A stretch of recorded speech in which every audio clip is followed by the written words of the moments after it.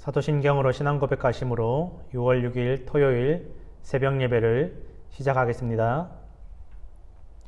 나는 전능하신 아버지 하나님, 천지의 창조주를 믿습니다. 나는 그의 유일하신 아들, 우리 주 예수 그리스도를 믿습니다. 그는 성령으로 잉태되어 동정녀 마리아에게서 나시고 본디오 빌라도에게 고난을 받아 십자가에 못 박혀 죽으시고 장사된 지 사흘 만에 죽은 자 가운데서 다시 살아나셨으며 하늘에 오르시어 전능하신 아버지 하나님 우편에 앉아 계시다가 거기로부터 살아있는 자와 죽은 자를 심판하러 오십니다. 나는 성령을 믿으며 거룩한 공교회와 성도의 교제와 죄를 용서받는 것과 몸의 부활과 영생을 믿습니다. 아멘. 오늘 우리에게 주신 하나님의 말씀은 다니엘서 6장 10절의 말씀입니다. 다니엘서 6장 10절의 말씀, 제가 가진 성경 구약 성경 1243페이지에 있습니다. 다니엘서 6장 10절의 말씀을 제가 봉독해 드리겠습니다. 다니엘이 이 조서에 왕의 도장이 찍힌 것을 알고도 자기 집에 돌아가서는 윗방에 올라가 예루살렘으로 향한 창문을 열고 전에 하던 대로 하루 3번씩 무릎을 꿇고 기도하며 그의 하나님께 감사하였더라. 아멘. 오늘 하나님께서 이 말씀을 통해서 우리 모두에게 은혜와 지혜를 허락하여 주실 줄로 믿습니다. 아멘. 우리가 이 코로나 바이러스로 인해서 교회에 함께 모여서 예배드리지 못하는 시간들이 점점 길어지고 있습니다. 그러면서 이 코로나 바이러스가 지난 이후에도 과연 우리가 코로나 바이러스가 오기 전처럼 다시 함께 모여서 예배 드릴 수 있을지, 또 그런 예배를 다시 한번 회복할 수 있을지 걱정하고 근심하며 안타까워 하시는 분들을 볼 수 있습니다. 어떤 분들은 이제 코로나 바이러스가 지나가고 나면 전혀 우리가 모여서 예배 드리는 모습들이 바뀌지 않을까라고 예측하시는 분들도 있다라고들 합니다. 이제 점점 더 온라인이나 영상으로 예배드리게 될 것이고, 교회 학교나 단기 선교나 신방이나 이제 사람들이 모여서 예배하는 것들이 점점 사라지지 않을까라고 조심스럽게 예측하며 걱정하시는 분들이 있다라고들 합니다. 과연 이 코로나 바이러스가 지난 이후에 이 예배가 어떻게 될지 아무도 알지 못합니다. 그러나 우리가 어떠한 상황 가운데 있을지라도, 또 우리가 혼란스럽고 어렵고 또 판단의 기로에 서 있을 때, 혼란의 기로에 서 있을 때 항상 우리가 구할 답은 말씀 안에 있음을 여러분 믿으시기를 부탁드립니다. 오늘 이 말씀을 통해서 우리의 믿음을 되돌아보고 우리의 예배가 나아가야 할 길을 함께 살펴보며 하나님의 뜻을 구하는 귀한 시간이 되기를 간절히 부탁드립니다. 오늘 우리가 읽었던 이 다니엘서의 말씀 가운데 이 다니엘의 상황이 굉장히 어렵고 곤란한 지경에 처했습니다. 다니엘이 총리로 있는 그 나라의 왕이 자신을 신으로 섬기라고 하면서 자신 이외의 다른 신들에게는 예배도 기도도 그 어떠한 신앙도 드러내지 말도록 법으로 정해서 왕의 조서로 공포를 해버렸습니다. 그리고 이 법을 지키지 않으면 사자굴에 던져서 굶주린 사자들의 먹이가 되어서 갈기갈기 찢겨서 죽을 수밖에 없도록 그렇게 법을 만들어 놓았습니다.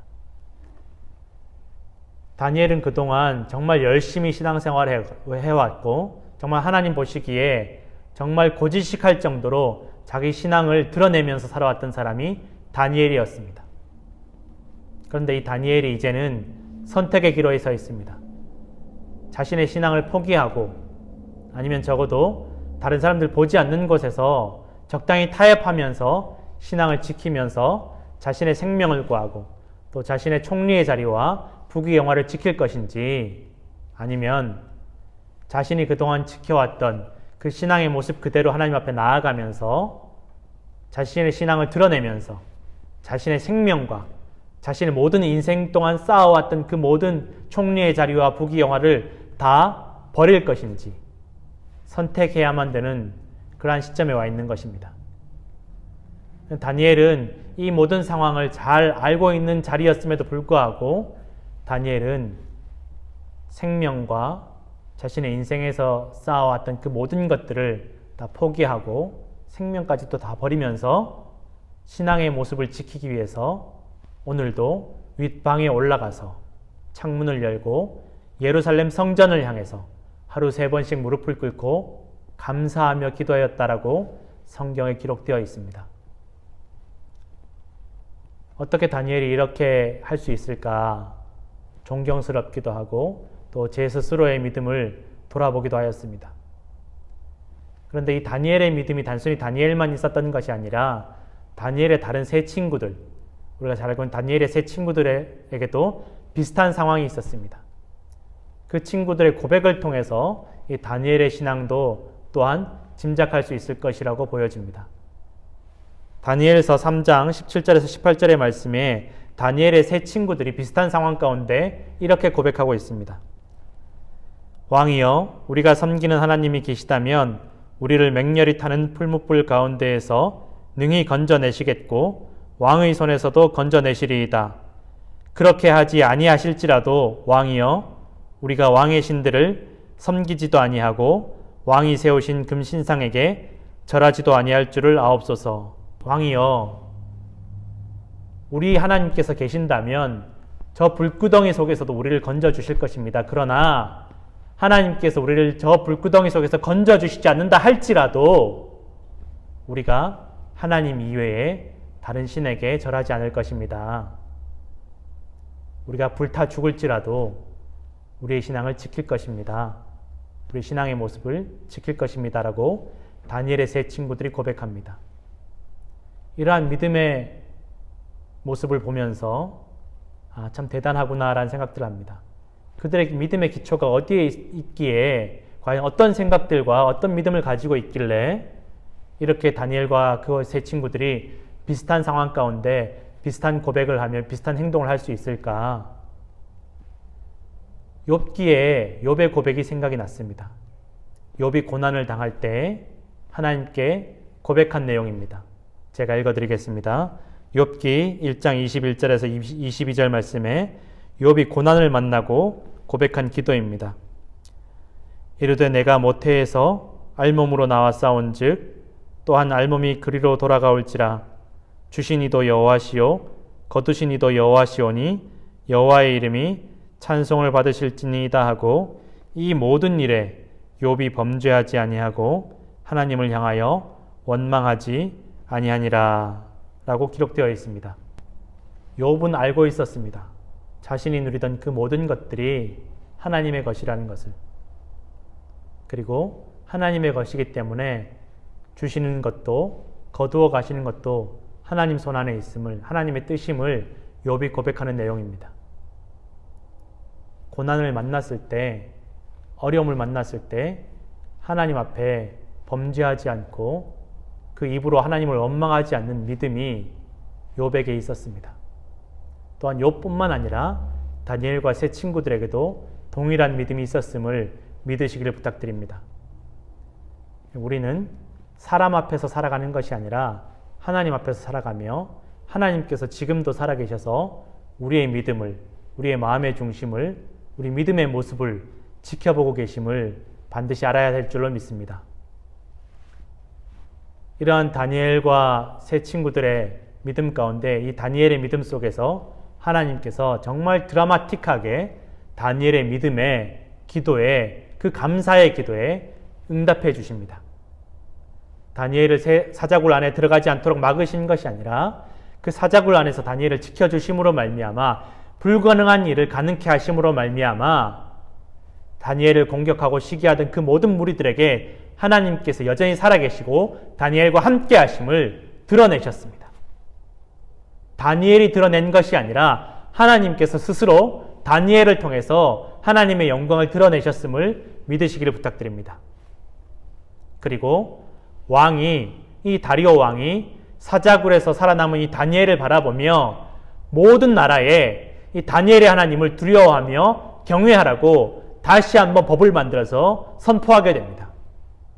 여러분, 이 얼마나 드라마틱한 역전되는 인생입니까? 여러분 하나님께서 이러한 은혜를 저와 우리 모두에게도 이 교회 가운데도 허락하여 주실 줄로 믿습니다. 하나님께서 살아계시고 지금도 우리의 어려움을 알고 계시며 반드시 축복으로 은혜로 갚아주실 줄로 믿으시기를 부탁드립니다. 우리가 이 성전을 향해서 또 교회를 향해서 기도할 때 하나님께서 우리의 기도를 응답하실 줄로 믿으시기를 바랍니다. 우리는 어려움을 바라보지만 하나님께서는 우리의 믿음을, 우리의 모습을, 우리의 마음의 중심을 지금도 보고 계심을 믿으시기를 부탁드립니다. 마지막으로 성경 한 절 읽어드리고 오늘 말씀을 마치도록 하겠습니다.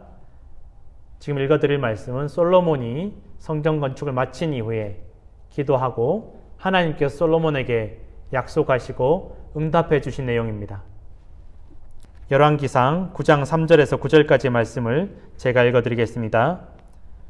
여호와께서 그에게 이르시되 네 기도와 내가 내 앞에서 간구한 바를 내가 들었은즉 나는 내가 건축한 이 성전을 거룩하게 구별하여 내 이름을 영원히 그곳에 두며 내 눈길과 내 마음이 항상 거기에 있으리니 내가 만일 내 아버지 다윗이 행함같이 마음을 온전히 하고 바르게 하여 내 앞에서 행하며 내가 내게 명령한 대로 온갖 일에 순종하며 내 법도와 율례를 지키면 내가 내 아버지 다윗에게 말하기를 이스라엘의 왕위에 오를 사람이 내게서 끊어지지 아니하리라 한 대로 내 이스라엘의 왕위를 영원히 견고하게 하려니와 만일 너희나 너희의 자손이 아주 돌아서서 나를 따르지 아니하며 내가 너희 앞에 둔 나의 계명과 법도를 지키지 아니하고 가서 다른 신을 섬겨 그것을 경배하면 내가 이스라엘을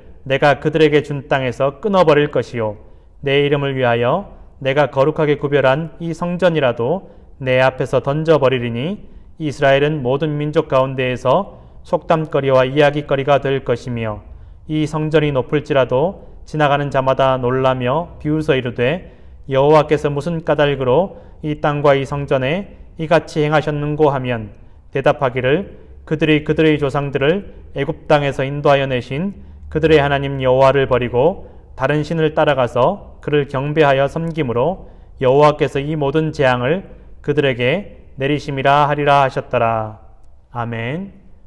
오늘도 이 말씀 가운데 우리가 어떻게 신앙을 지켜야 할지를 알려주시는 하나님의 지혜의 말씀이 저 우리 모두에게 임할 줄로 믿습니다. 함께 기도하겠습니다. 하나님 아버지 감사합니다. 우리는 연약합니다. 우리의 믿음도 연약하고 육신도 연약합니다. 주님, 성령께서 우리의 연약한 믿음을 불쌍히 여기시고 굳세게 하여 주옵소서. 우리의 믿음을 어떠한 상황 가운데 있을지라도 지키게 하여 주옵시고 우리의 마음의 중심이 좌로나 우로나 치우치지 않게 하여 주옵시고 이 기도의 자리, 예배의 자리를 빼앗기지 않게 하여 주시옵소서.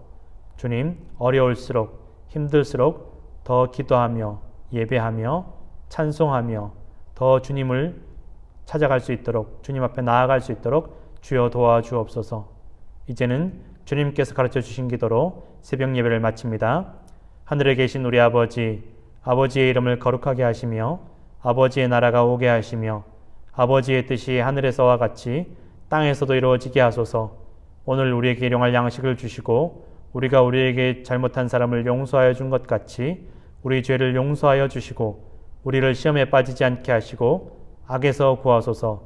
나라와 권능과 영광이 영원히 아버지의 것입니다. 아멘.